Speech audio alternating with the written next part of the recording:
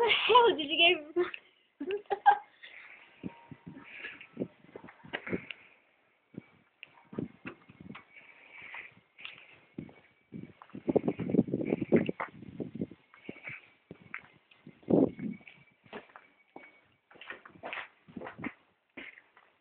Well, that was, if you can call it a journey, the maiden journey of my electric car.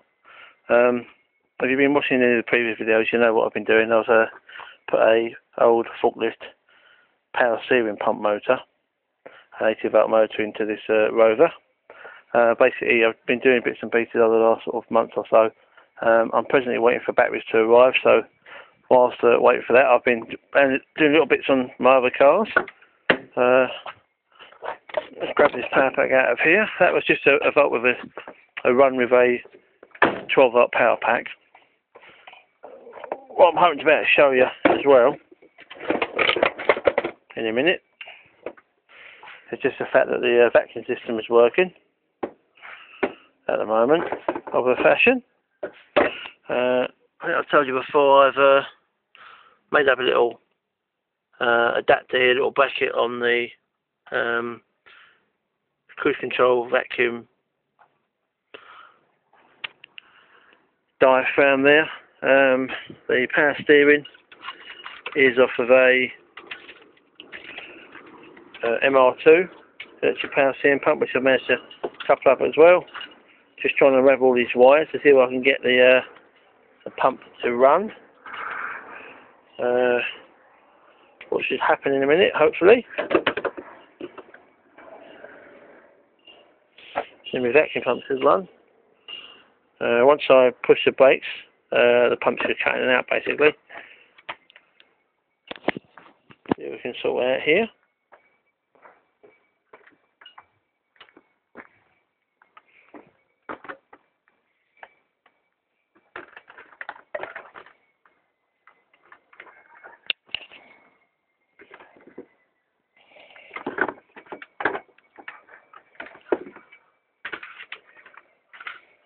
The pump itself came from America. It's buried away in that box down there. You might find it runs in a minute. That's the pump that's running.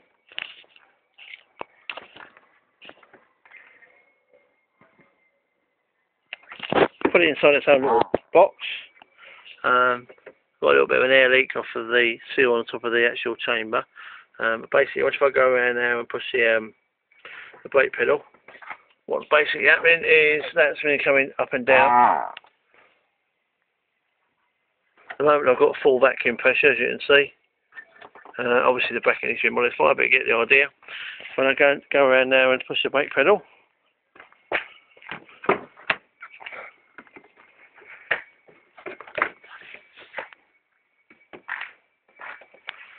we should find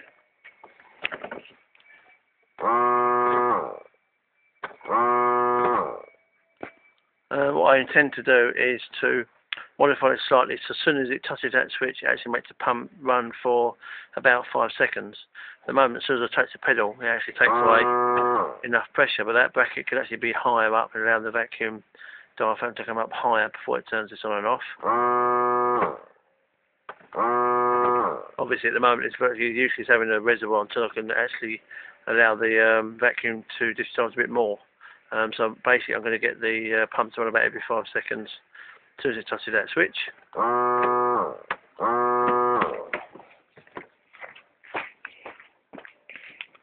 And the other thing I was going to sort of try and show you is these are the two wires that I've presently got wired up to the power steering pump, which hopefully will run as well in a minute.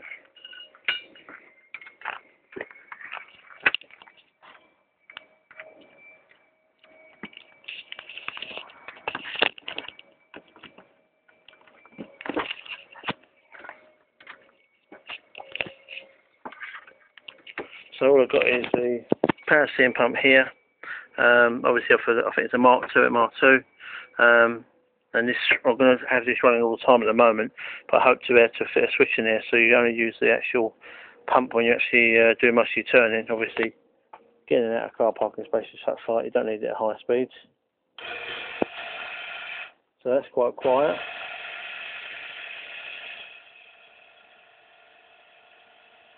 It actually does have quite a good effect on the actual power steering.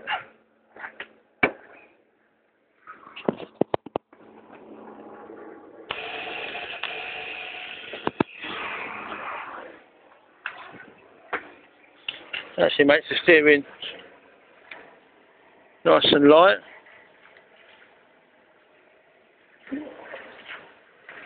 As you can see, that's just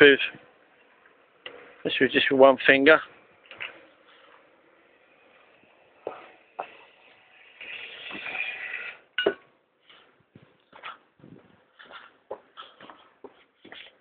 And it's impossible to move with one finger without the pump running, so obviously it is doing its job. A little leak on that just to sort out when I assemble it for the final time. I put some oil in the transmission earlier on. Didn't really want to drive them down here without any oil in there. Once again with the batteries, I'm ordered some Trojan batteries, 110 ampere hour ones. I'm hoping to fit one battery in here. They're a bit bigger than a normal big car battery, so I should better get one in there. And beneath all this spaghetti, should better get at least one here, longitudinally, and maybe another two sitting on top. I'm trying to work out, obviously, what weight I can put in the front here without going too heavy. I'd like to put them all in the back. Thereby all the chargers just stay in the back and all the wires be nice and short, but I'm concerned about having too much weight in the back of the car.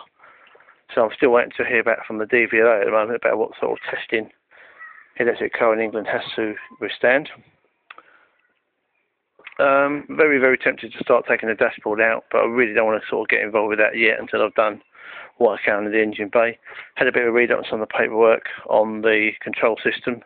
Probably going to start off with the basic forklift SCR control system, power-wise, which I know isn't great, but it'll be a starting point. I can always upgrade to something later on once I know everything else is working. As I said, going for some brand new charging batteries, as opposed to trying any second-hand ones out, because obviously whatever I do will be affecting the performance, and obviously you have a crunch time, well, is it the batteries or is it something else? So this, if I know I've got a decent set of batteries, that's not going to be any more problems.